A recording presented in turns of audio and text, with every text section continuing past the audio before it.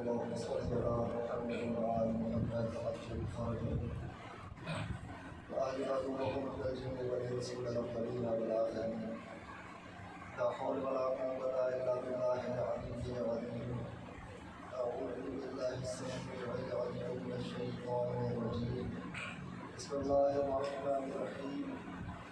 الحمد لله الذي لا يبلغ منحته القائلون ولا يحصون أضاءه العبدون ولا يؤدي حقه المجتهدون، الذي لا يدركه بعد الهمم ولا يناله بعد الفتن، الذي ليس لسلطته خلق محدود ولا نعت موجود ولا وقت معدود ولا أجل ممدود.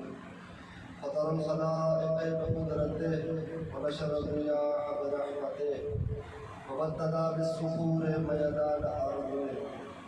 ثم الصلاة والسلام والتحية والإكرام على أشرف الأنبياء والمرسلين حبيب إله العالمين نبي القاسم محمد. اللهم صل على محمد وآل محمد. وعلى آله الطيبين الطاهرين المعصومين الذين أذهب الله عنهم الرزق وطهرهم تطهيرا.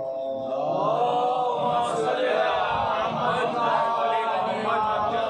وثيب على بقية الله في العالمين ولعنة دائمة على أعدائهم أجمعين. بسم الله الرحمن الرحيم. اللهم كن لوليك رب الجليل الحسن صلواتك عليه وعلى آبائه في هذه الساعة وفي كل ساعة وليا وحافظا وقائدا وناصرا ودليلا معينا حتى تسكنه أرضك توعا وتمتعه فيها طويلا. اللهم عجل لوليك الفرج واجعلنا من أنصاره وأمانه وشيعته وقدامه ولا تجعلنا من أعداء محمد وآله الطاهرين. أما بعد، قال الله سبحانه وتعالى في كتابه المبين. بسم الله الرحمن الرحيم. قد أفلح المؤمنون. بصلوات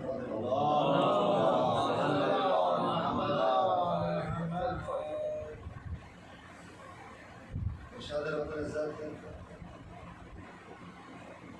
قرآن مجید کے 23ویں سورہ پر پہلی آیت میں ارشاد فرماتا ہے کہ قد افلح المؤمنون، بے شک یقیناً کامیابی مومنین کے لیے. کامیاب جو ہے وہ ایمان والے ہیں. یہی کامیابی کیسے حاصل ہو؟ مومن کامیاب کیوں ہے؟ گفتگو میں یہ بات آئی ہے کامیاب انسان تب ہوتا ہے جب وہ اپنی خلقت کا مقصد پورا کرے، اور اس کی خلقت کا مقصد اللہ کی عبادت ہے، اس کے خالق کی عبادت ہے. اور عبادت سے مراد خالق کی معرفت حاصل کرنا ہے، خالق کو پہچاننا ہے. ہماری بات یہاں تک پہنچی تھی کہ وہ اللہ جس کو پہچاننا، اس کو سوائے رسول اور اہل بیت علیہ السلام سے کوئی نہیں پہچان سکتا. کہ اللہ کی معرفت سے اہل بیت رکھتے ہیں یا رسول اللہ رکھتے ہیں، رسول کی معرفت یا اللہ رکھتا ہے یا اہل بیت رکھتے ہیں. تو ہمارے اوپر جو ذمہ داری ہے، ہمارا مقصد یہ ہے کہ ہم اللہ کو پہچانیں. تو ہم کس طریقے سے پہچانیں؟ ہم اللہ کو اسی طریقے سے پہچان سکتے ہیں کہ جب اللہ ہم کو معرفی کروائے، وہ ہم کو اپنے آپ کو پہچاننا ہے. اس طریقے سے ملتا ہے قرآن کی سورہ اعراف کی آیت ہے کہ جس میں اللہ ارشاد فرماتا ہے وَإِذَا رَبُّكَ مِن بَنِي آدَمَ بِظُهُورِهِمْ. کہ رسول آپ یاد کرو کہ جب میں نے آدم کی صلب سے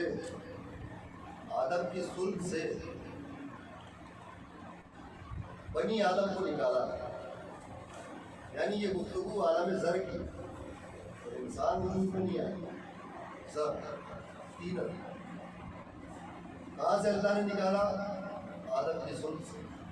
اللہ وہی وقت یاد کروا رہا ہے رسول اللہ کہ اے رسول آپ یاد کریے کہ جب میں نے آدم کی سلب سے بنی آدم کو نکالا اور ان کو اپنی معرفی کروائی اور ان سے سوال کیا الستو بربکم، کیا میں تمہارا رب نہیں ہوں؟ قرآن کی آیت ہے کہ سب نے کہا شہدنا، ہم گواہی دے رہے ہیں۔ تو اللہ نے انسان کو خلقت سے پہلے عالم ذر میں اپنی معرفی کروا دی اور ان سے گواہی بھی دی اور سب نے گواہی بھی دی۔ لیکن عالم ذر وہ ہے جس کو اللہ نے اس دنیا میں انسان کو بھیجنے سے پہلے بھلا دیا۔ اب انسان کا اس دنیا میں امتحان ہے کہ وہ اپنی اس گواہی کو پورا کرے اور اپنے رب کو پہچان لے۔ حضرت محترم، دنیا میں خدا کے متعلق، رب کے متعلق، اللہ کے متعلق 3 خیالات کے لوگ پائے جائیں۔ ایک وہ جو خدا کا سرے سے انکار کرتے ہیں، ان کو دہریہ کہا جاتا ہے۔ ان کا ماننا یہ کہ زمانہ ہی ہم کو پیدا کرتا ہے اور زمانہ ہی ہم کو ہلاک کر دے گا۔ زمانے نے ہم کو پیدا کیا اور زمانہ ہی ہم کو ہلاک کر دے گا۔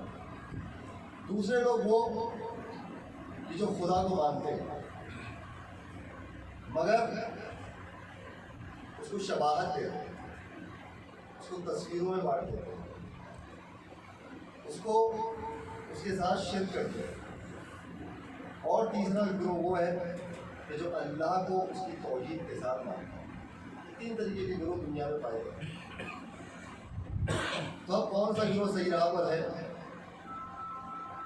اور اللہ کو کیسے پہچانا جائے؟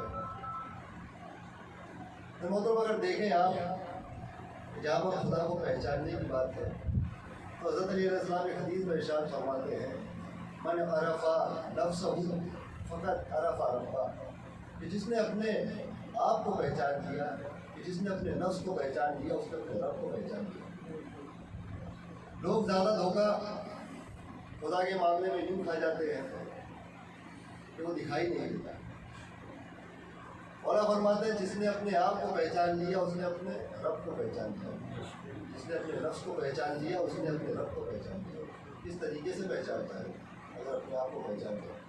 پہلی چیز تو یہ کہ وہ اپنی خلقت پر غور و فکر کرے کہ اس کی خلقت کیسی ہے۔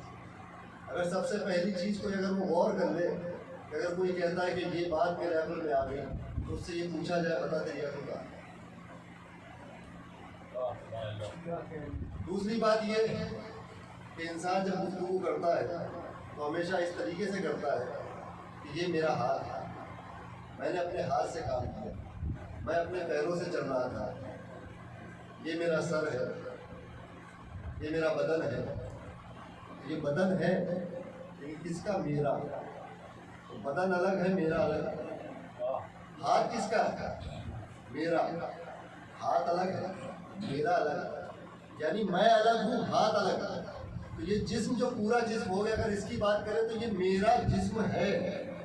تو جسم میرا ہے، تو میں الگ ہو گیا، جسم الگ ہو گیا۔ یہ کسی کا جسم ہے، وہ کسی کون ہے؟ وہ میں ہوں، اور یہ میرا جسم ہے۔ تو اب یہ تو جسم تو سمجھ میں آیا، اب یہ جس کا جسم ہے وہ کہاں ہے؟ اب یہ جس کا جسم ہے وہ کہاں ہے؟ یہ ہاتھ میرا ہاتھ، یہ سر میرا سر، یہ پیر میرے پیر۔ اگر میں بولوں بھائی نام ملی سرور صاحب ہیں، یہ سرور صاحب کا بدن ہے، ٹھیک ہے، یا میں بولوں یہ میرا بدن ہے، تو میرا ہی تو بدن ہے، میں کہاں ہوں؟ جب انسان اپنے آپ کو نہیں دیکھ سکتا وہ خدا کو کیسے دیکھے؟ جب انسان اپنے آپ کو نہیں دیکھ سکتا، وہ مخلوق ہو کر اپنے آپ کو نہیں دیکھ پا رہا ہے تو اپنے خالق کو کیسے دیکھے؟ تو نہیں دکھنا اس بات کی دلیل نہیں ہوتی کہ چیز نہ ہو۔ لوگ کہتے ہیں کہ میرے خیال میں یہ بات آئی، تو خیال کہاں ہے؟ میرے خیال میں بات ہے، خیال اور سب سے بڑی بات کہ مجھے درد ہے، تو کہاں درد ہے؟ دکھاؤ۔ تو یہ بات نہیں ہے کہ اگر کوئی چیز دکھائی نہ دے وہ وجود نہیں رکھتی۔ من عرف نفسہ فقط عرف ربہ، جو اپنے آپ کو پہچان گیا وہ اپنے رب کو پہچان گیا۔ مگر دنیا والے اسی کا انکار کرتا ہے. تو اللہ بھی ان کو الگ الگ طریقوں سے یاد بھی کرتا ہے. سورہ بقرہ کی ایک آیت ہے کہ جس میں اللہ ارشاد فرماتا ہے، ایک واقعہ ہے اس میں سورہ بقرہ میں باقاعدہ کہ جو مکے کے لوگ تھے وہ کعبے میں رسول اللہ کی رسالت سے پہلے وہ لوگ کعبے کے اندر بت رکھا کرتے تھے. جب فتح مکہ نہیں ہوا اندر بت رکھتے تھے. ان بتوں میں وہ لوگ مشک لگا کے رکھتے تھے. خوشبو بہترین عطر جو ہوتا ہے مشک، وہ اس میں لگا کے رکھتے تھے بتوں کو. ایک مرتبہ وہاں مکھی آئی اور مکھی وہ مشک کو کھا کر لے گئی. وہ پریشان ہوئے، انہوں نے پھر رکھا، وہ پھر کھا کے چلی گئی. وہ لوگ اس چیز کے لیے بہت پریشان تھے. تب اللہ نے قرآن کی آیت ہے، اللہ اس میں ارشاد فرماتا ہے کہ یہ جو بت جس کی یہ پوجا کرتے ہیں ان سے کہو کہ کچھ نہیں بتوں سے اتنا تو کہو کہ ایک اتنی سی مکھی ہی پیدا کر لیں. اور پھر آگے قرآن کی آیت میں اور آگے بات کہتا ہے کہ یہ تو چھوڑو کہ مکھی اگر پیدا نہ بھی کر پائے، وہ جو ان کی چیزیں لے جا رہی ہیں یہی بچا لے.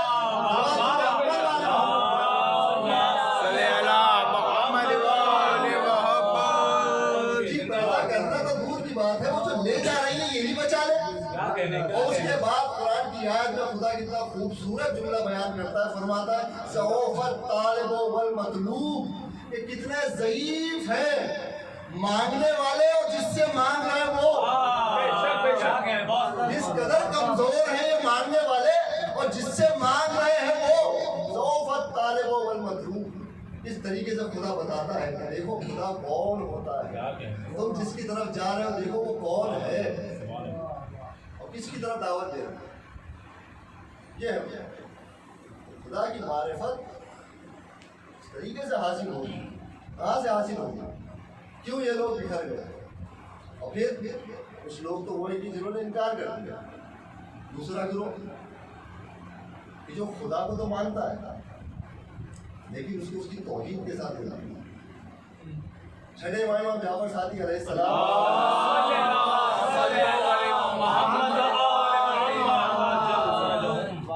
حدیث پیش کرتا ہوں آپ کے سامنے. اس سے پہلے ایک واقعہ پیش کرتا ہوں. ایک دہریہ ہی تھا زمانے والا کہ زمانہ ہی ہم کو پیدا کرتا ہے اور زمانہ ہی ہم کو ہلاک کر دیتا ہے، خدا کچھ.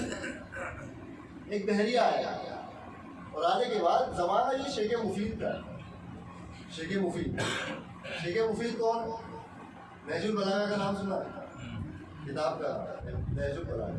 اگر ہم کو دیکھیے معرفت حاصل کرنی ہے، ہم کو دین پر چلنا ہے، ہم کو کتابوں کی طرف جانا ہو. ہم کو نہج البلاغہ پتہ ہے، کتابیں اور بھی ہیں بے شک بہت افضل ترین کتاب ہے.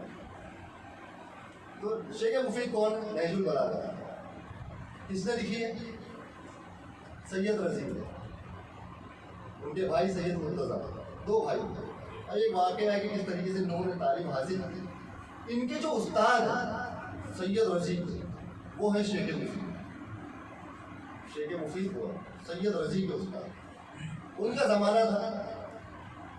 ایک دہریہ اس علاقے میں آیا اور علاقے میں آنے کے بعد اس وقت کا جو بادشاہ تھا اس کے دربار میں آ کر وہ اپنا عقیدہ پیش کرنے لگے کہ بھائی خدا نہیں ہے. مسلمانوں کے بیچ آ کر وہ اپنا عقیدہ پیش کرے. اس کی خاصیت یہ تھی کہ وہ زیادہ بولتا نہیں تھا. زیادہ بولنے والا ہمیشہ پسند. اس کی خاصیت ہی یہ تھی بولتا کم تھا. ایک پوائنٹ بولتا تھا بس، کوئی اس کا جواب نہیں دیتا. ایک پوائنٹ بحث کر رہا ہے. بڑے بڑے عالم آ رہے خدا کو بچانے کے لیے اس کے سامنے خدا ہی پیش کرنے آ رہے. لا الہ الا اللہ کو بچانے اس کے سامنے آ رہے. وہ پیش کر کوئی نہیں، اس کے سامنے کوئی نہیں. ہر کسی کو وہ اپنی باتوں سے شکست کر دے رہا اور سب پر مغلوب ہو رہا. اب بادشاہ پریشان ہوا. اس کا جو وزیر تھا وہ اہل بیت میں چلا گیا اور شیخ مفید کا اچھا قریبی دوست تھا. اس نے کہا کہ میں ایک شخص کو جانتا ہوں وہ اس کا جواب دے گا. میں ایک شخص کو جانتا ہوں وہ اس کا جواب دے گا. وہ گیا، بادشاہ نے کہا کہ جاؤ بلا کر لاؤ. تو ایک ٹائم فکس ہوا کہ بھائی یہ وقت پر فلاں عالم آئیں گے اور ان سے گفتگو ہوگی. اس نے کہا شیخ مفید کو ساری باتیں پتا. شیخ مفید میں اس وقت پہنچ جاؤں گا. ٹھیک بات ہو. دربار لگ گیا، سب جمع ہے. کہ آج کوئی آنے والا ہے جو بحث کرے، سب جمع ہے، وہ بحریہ بھی آگے بیٹھا ہے جس کو بحث کر رہا ہے اور سیدھے سے عقیدہ توحید کا اور اللہ کا سب کا انکار کر رہا ہے، کوئی اس کا جواب نہیں دیتا. وقت معین تھا، جمع ہے. شیخ مفید نہیں آیا، 1 گھنٹہ ہو گیا شیخ مفید نہیں آیا، 2 گھنٹہ ہو گیا شیخ مفید نہیں آیا، کافی ٹائم ہو گیا. اس کے بعد جب وہ بحریہ بھڑک گیا کہ دیکھو اب آپ لوگ شکست اپنی مان لو کہ خدا نہیں ہے، آپ لوگ مان لو. اب جس عالم کو آپ نے بلایا تھا وہ تو پہلے ہی بھاگ گیا، وہ تو آنے کو تیار نہیں، وقت تو نکلا جا رہا، وہ تو آیا نہیں. انہوں نے کہا نہیں آ جائے گا. وہ بھڑک رہا تھا، اتنے میں شیخ مفید داخل ہوئے تو شیخ مفید پہ اور غصے میں آیا. غصے میں آ کے فرمایا یہ کون سی بات ہے، جو وقت طے ہوا ہے اس طے وقت پر. انہوں نے کہا کہ سنو بات تو سنو، کچھ بات میرے ساتھ ایک واقعہ پیش آ گیا تھا، وہ واقعہ سن لو پھر اس کے بعد کیا واقعہ پیش آ گیا. شیخ مفید نے کہا کہ دیکھو جب میں آ رہا تھا نا تو میں نے دیکھا کہ ایک ندی تھی، اور لوگ اس ندی سے اس پار جاتے تھے، اس پار سے اس پار ندی کو پار کرتے جاتے. پار کرنے کے لیے وہاں پر ایک کشتی تھی، اور کشتی میں اس کا جو کشتی کا چلانے والا ہوتا ہے وہ بھی اس میں چلانے والا کوئی موجود نہیں ہے، اس کی جو پٹوار ہوتی ہے وہ رکھی ہوئی کشتی، اور کشتی وہاں کھڑی. میں نے دیکھا کہ لوگ آئے، کشتی میں بیٹھے اور پٹوار چلنے لگی اور کشتی وہاں جائے گی، چھوڑ دیا ان لوگوں کو، پھر وہاں سے خالی چل کے آ گئی. پھر لوگ بیٹھے، پھر وہ کشتی کو لے کے چلی گئی، پھر لوگوں کو اتارا، پھر وہاں سے خالی آ گیا. بولا دیکھیے یہ عالم ہے، یہ تو جھوٹ بات کر رہا ہے، یہ کیسے ہو سکتا ہے کہ بنا چلانے والے کی کشتی چل جائے. تو شیخ مفید نے جب تو یہ نہیں مان سکتا کہ بنا چلانے والے کی کشتی نہیں چل سکتی تو اتنی بڑی کائنات بنا چلانے والے کی کیسے چل جائے گی. جب تو یہ نہیں مان سکتا کہ کشتی نہیں چل سکتی بنا چلانے والے کے، تو بحث کس بات کی کر رہا ہے کہ اتنی بڑی کائنات بغیر چلانے والے کی چل جائے گی. وہ چلانے والا ہی تو خدا ہے، چلانے والا ہی خدا ہے. خدا ہے کیا، کیسے مانا جائے، کس طریقے سے اس کو پہچانا جائے. چھٹے امام جعفر صادق علیہ السلام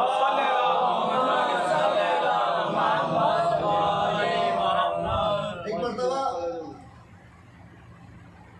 مسجد میں داخل ہوئے، صحابی بیٹھے تھے، تو صحابیوں نے امام سے سوال کیا امام آپ بتائیے ای الاعمال افضل، اخبرنی ای الاعمال افضل.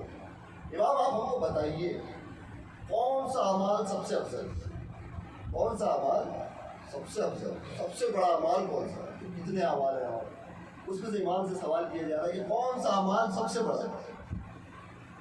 امام نے فرمایا توحید کا رب کا، تمہاری جو توحید ہے اپنے رب کے، اپنے پروردگار کی جو توحید ہے. توحید یعنی کیا، ایک ماننا، اس کو خدا کو ماننا ہے تو رب، اپنے رب کے لیے رب کو ماننا، پھر اس کو ایک ماننا، یہ سب سے بڑا ہے، یہ سب سے بڑا عمل. پھر انہوں نے سوال کیا دوسرا سوال، تو پھر بتائیے سب سے بڑا گناہ کون سا ہے، سب سے بڑا گناہ کون سا. امام نے فرمایا تشبیہ دینا اپنے خالق کو، تشبیہ دینا یعنی شباہت دینا، اس کو کوئی صورت دے دینا اپنے خالق کو، یعنی مخلوق سے اس کو ملا لینا. ہمارے اندر جتنی صفات پائی جاتی ہیں ایسی کوئی بھی صفات اللہ سے منسوب کر دینا، یہ تشبیہ. امام نے کہا یہ کرنا سب سے بڑا گناہ. توحید کو ماننا سب سے بڑا اعمال، اور اس توحید کو چھوڑنا ہے. اب میں نے 3 لوگوں کے بارے میں بتایا. ایک وہ ہوتے ہیں جو اللہ کا انکار کرتے ہیں، پہلی زمانے والے، زمانہ ہم کو پیدا کرتا ہے، زمانہ ہم کو ہلاک کرتا ہے. دوسرے وہ جو خدا کو تو مانتے ہیں لیکن تشبیہ دیتے ہیں. تیسرا بات پہلا ہی کیا، تشبیہ دینا، صورت دے دینا اللہ، کسی بھی صورت. یعنی آپ کو یہ سمجھنا پڑے گا کہ اللہ آپ کا خالق ہے تو خالق کبھی مخلوق کی سمجھ میں نہیں آنے والا ہے. آپ اگر کوئی چیز بناتے ہیں نا آپ اس کو سمجھ لیں کہ آپ یہ بھی سوچتے کہ جو چیز بن چکی ہے وہ آپ کو سمجھ جائے. آپ اپنی عقل میں کوئی چیز سوچتے ہیں، اگر میں آپ سے کہوں ابھی آپ اپنی عقل میں ایک سیب تصور لیں، آپ کی عقل میں ایک سیب بن جائے گا، یہ آپ کی مخلوق ہے. کیا آپ یہ تصور ہے وہ سیب جو بنا ہے وہ آپ کو سمجھ جائے گا؟ جو آپ کی عقل میں آ جائے وہ آپ کی مخلوق ہے، اگر خدا آپ کی عقل میں آنے لگا تو آپ کی عقل کے دائرے میں آ جائے گا. خدا کسی دائرے میں نہیں آتا, کسی دائرے میں نہیں آتا, وہ عقل سے اعلیٰ. تو ہمارے سمجھ میں نہیں آئے گا تو ہم اس کو توصیف نہ دیں اپنی طریقے سے. اللہ اسی لیے امیر المومنین علی بن ابی طالب علیہ السلام توحید کے معاملے میں, توحید یعنی کیا, اللہ ہے اور وہ ایک ہے, اس کے علاوہ کوئی. اس طریقے سے توحید مانیے تو امیر المومنین فرماتے ہیں کہ دیکھو نہ تو حد تشبیہ تک جاؤ نہ حد تعطیل تک جاؤ. حد تعطیل کیا ہے, اللہ کا انکار کر دینا, نہ اس حد تک جاؤ کہ تم نے مناہی کر دیا, نہ تو اس حد تک چلے جاؤ کہ اس کو تصویر دے دی. اس کے بیچ میں یہ توحید ہے, ان دونوں کے بیچ میں نہ تو اس کو تصویر کو, نہ تو اس کو تصور میں لاؤ اور نہ اس کو انکار کرو. اس کے بیچ میں سمجھ میں نہیں آنے والا انسان, یہ انسان محبوب ہے. عقل میں نہیں آنے والا, عقل کو بنانے والا نہیں, کیونکہ آتے میں خدا نہیں آ سکتا. ایک مرتبہ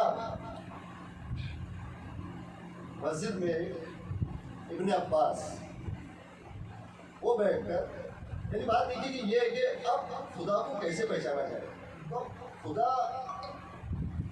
یہ ساری چیزیں آپ کیسے سمجھیں, خدا کی توصیف کیسے کریں, توصیف کیسے ہوگی. اب اس حدیث سے سماعت ہونا ہے کہ ابن عباس بیٹھے ہیں مسجد میں, بیٹھ کر کیا کریں, لوگوں سے باتیں کریں, فتوے دے رہے لوگ, کیا چیٹیوں کے بارے میں, کھٹپڑوں کے بارے میں, اس بارے میں چیٹیوں کے بارے میں, کھٹپڑوں کے بارے میں. دیکھیے ایک بات بتا رہا ہوں کہ کون سی باتیں واقعی یہ دل کو ہلا دینے والی بات, ہلا دینے والی بات. ایک شخص تھا ابن ارزق, نافع ابن ارزق, آپ لوگوں کو روایتوں کی کتابوں میں ملے گا, بہت سارے مسائب کی روایتیں نافع ابن ارزق سے نقل ہوئی.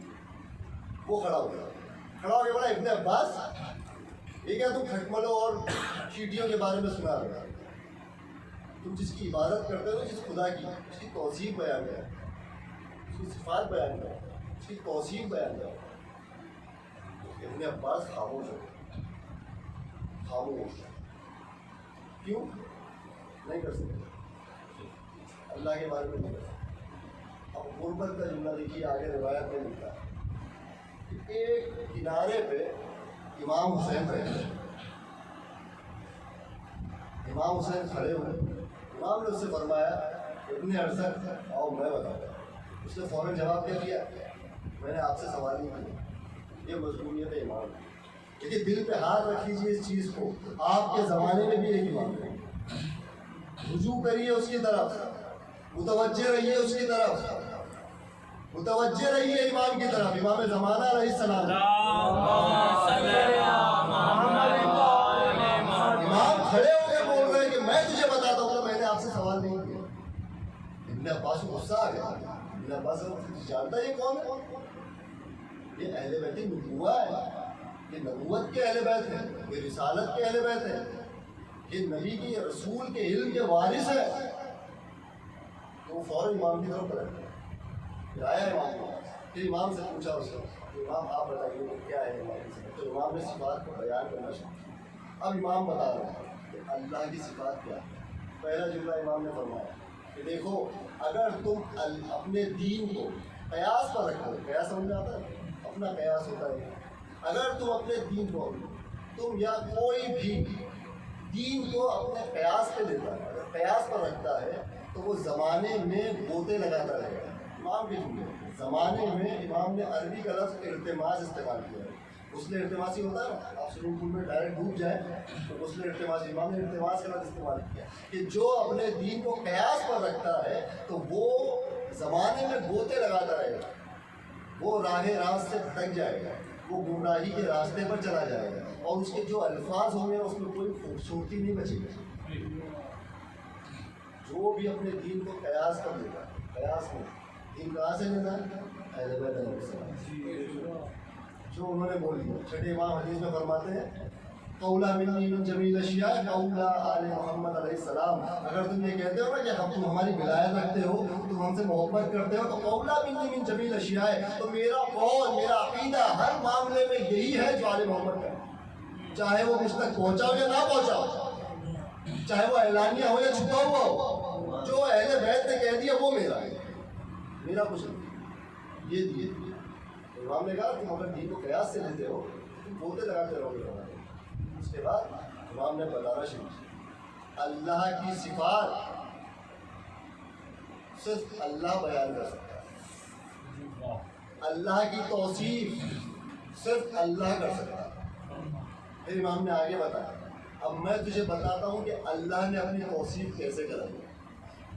امام بتا سکتے ہیں. جو لوگ تشبیہ پہ چلے گئے, جو لوگ تشبیہ پہ چلے گئے ہیں, جو لوگ تعطیل کی حد تک چلے گئے ہیں, جنہوں نے انکار کر دیا اور جنہوں نے خدا کو تو مان لیا, اللہ کو بھی مان لیا, رسول کو بھی مان لیا, لیکن توحید بچی نہیں ان کے پاس. آپ کو معلوم ہے نا, کسی نے ہاتھ دے دیا اللہ کو, کسی نے پیر دے دیا اللہ کو. کیوں؟ کیونکہ اس دروازے پر نہیں آئے جہاں پر معرفت کی بھیک ملتی ہے.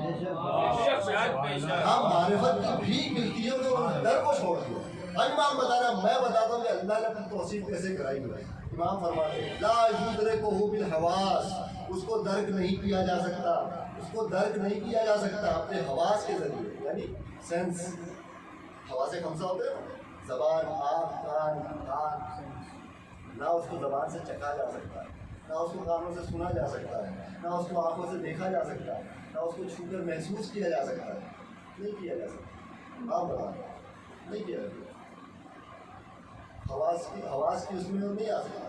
لا یدرکہ بالحواس ولا یقاس الناس, اور وہ انسان اس کا مقایسہ نہیں کر سکتا. یعنی کیا, انسان جیسا ہے ویسی کوئی صفت اس کے اوپر مت ڈالے.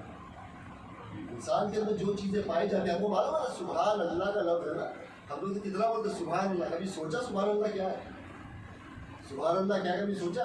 واقعات اہل بیت علیہ السلام جتنی تعریف کی جائے کم ہے, کیا لفظ دے کر گئے, ورنہ توحید بچنی مشکل ہو جائے. سبحان اللہ کا مطلب ہے کہ بلند بلند بلند, ہم جتنا بھی بلند اور اعلیٰ بولے نا یہ سب نیچے رہ جاتا, سبحان اس سے اوپر چلا گیا. جب بھی تم اللہ کے بارے میں کچھ خیال تمہارے ذہن میں آئے تو فوراً کہو سبحان اللہ. وہ جتنا میں نے سوچا ہے وہ اس سے بہت بلند, جتنا میں نے سوچا ہے اللہ اس سے بہت اعلیٰ. سبحان اللہ فوراً کو, جب بھی اللہ کے بارے میں کوئی خیال آئے سبحان اللہ, جتنا میں نے سوچا اس سے کہیں زیادہ نہیں. تو امام نے آگے فرمایا کہ وہ ایک دم قریب ہے لیکن ملا ہوا نہیں. کیا امام معرفت ہے, قریب ہے لیکن ملا ہوا نہیں, دور ہے لیکن جدا نہیں. اہل بیت کے علاوہ کوئی نہیں پہچانوا سکتا. قریب ہے لیکن ملا ہوا نہیں, دور ہے لیکن جدا نہیں. یہ خدا کی صفات وہ بتا کہ جو اللہ نے کروائی وہ میں کروائی. وہ ایسا ایک ہے کہ جس کے ٹکڑے نہیں کیے جا سکتے. احد احد ایک, ہم جتنا بھی ایک تصور کرتے نا, ایک کا دو بھی ہوتا ہے اور ایک کا آدھا بھی ہوتا ہے. جب اللہ کے ایک کا تصور ہونا, نہ تو اس میں دو ہوتا ہے نہ آدھا ہوتا ہے. وہ ایک اللہ, وہ ایک, وہ اس کی توحید ہے. وہ ایسا ایک ہے کہ جس کے ٹکڑے نہیں کیے جا سکتے. ایسا ہی نہ نزدیک ہے لیکن ملا ہوا ہے, دور ہے لیکن جدا نہیں. تو ایسا ایک ہے جس کے ٹکڑے نہیں کیے جا سکتے. لا الہ الا اللہ, اور اس کے علاوہ کوئی خدا نہیں. کبیر المتعال, وہ بہت بڑا ہے اور بہت اعلیٰ ہے. یہاں پہ کبیر سے مراد ہے کہ اللہ کو اللہ کی تنزیہ کرنا, یعنی جو صفات ہوتے ہیں نا ہمارے دماغ میں, جو صفات آتا ہے اس سے اللہ کو منزہ رکھنا, اللہ کو ہمیشہ ہر صفات سے دور کرنا, اور وہ اعلیٰ ہے ہر چیز سے. جتنا تمہارا خیال ہے اس سے بہت ہے. تو امام نے اس طریقے سے اس کی معرفی کرائی. اب آخر کی بات, بحث توحید کی بہت طویل ہے, میں اس کو بس سمیٹ دے رہا ہوں اس بات میں کہ اب آخر میں توحید ہے, یعنی توحید. اب ہم جو ہیں توحید کو کس طریقے سے لیں, ہم اس میں کیا مانیں, جب ہم نہیں سمجھ سکتے کیسے مانیں. آٹھویں امام علی رضا علیہ السلام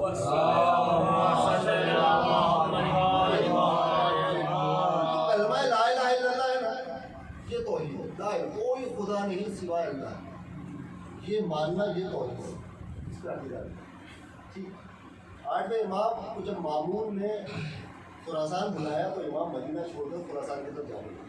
جب جا رہے تھے تو راستے میں ایک جگہ پڑی جس کا نام تھا نشاپور.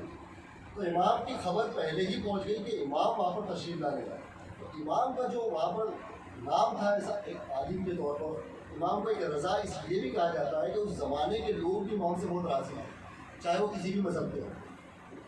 ایک وجہ یہ بھی ہے رضا کہنے کی کہ وہاں کے لوگ بھی تمام لوگ چاہے جس مذہب کا، تمام مذاہب کے لوگ جمع ہوئے وہاں پر، کون پڑھے لکھے لوگ، رائٹر، راوی، مقرر، سب جمع ہے وہاں۔ اب امام کا قافلہ وہاں پہنچا، لوگوں نے قافلے کو روک دیا، لوگوں نے بات فرمایا کہ آپ یہاں پر آگے بڑھیں، لیکن اس سے پہلے ایک چیز کہ آپ اپنے جج سے کوئی حدیث سنا دیں، ایک حدیث آپ یہاں پہ بیان کریں گے پھر جائیں گے۔ امام نے حدیث پڑھی، یہ حدیث جو ہے نا تاریخ میں اس حدیث کو سلسلۃ الذہب کا نام ہے۔ سلسلۃ الذہب، سلسلہ کہتے ہیں زنجیر، ذہب یعنی سونا، سونے کی زنجیر۔ اس حدیث کو سونے کی زنجیر کہا جاتا ہے، کیوں؟ کیونکہ اس سے بہترین حدیث نہیں، پکی، اس میں کوئی شک و شبہ نہیں کہ یہ کمزور حدیث ہے کہ ضعیف حدیث ہے، کچھ نہیں، مستحکم حدیث ہے۔ امام کھڑے ہوئے، منبر کھڑے ہونے کا امام نے فرمایا کہ میں نے میرے جج سے سنا، انہوں نے اپنے جج سے سنا، انہوں نے اپنے جج سے سنا، یہاں تک کہ حضرت علی کا نام ہے۔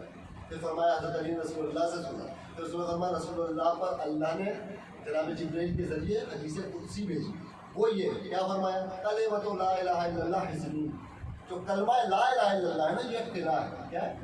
قلعہ، کلمۃ لا الہ الا اللہ حسنی، کلمہ لا الہ الا اللہ جو یہ قلعہ ہے، فمن دخل حسنی، اور جو اس قلعے میں داخل ہو گیا، امین امین عذابی، تو وہ میرے عذاب سے بچ گیا۔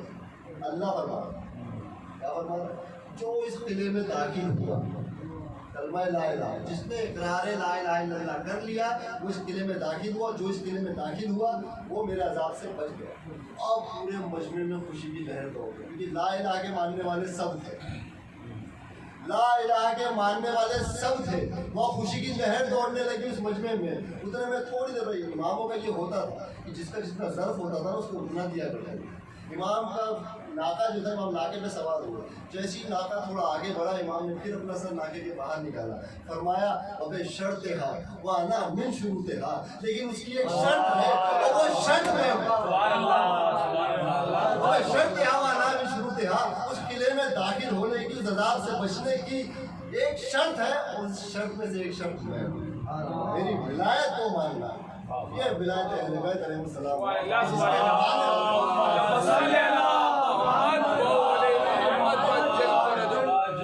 جس کے معنی بغیر نہ کوئی توحید قبول ہونے والی ہے، نہ کوئی ایمان قبول ہونے والا ہے۔ یہی بوس تھا دنیا کو، یہی بوس،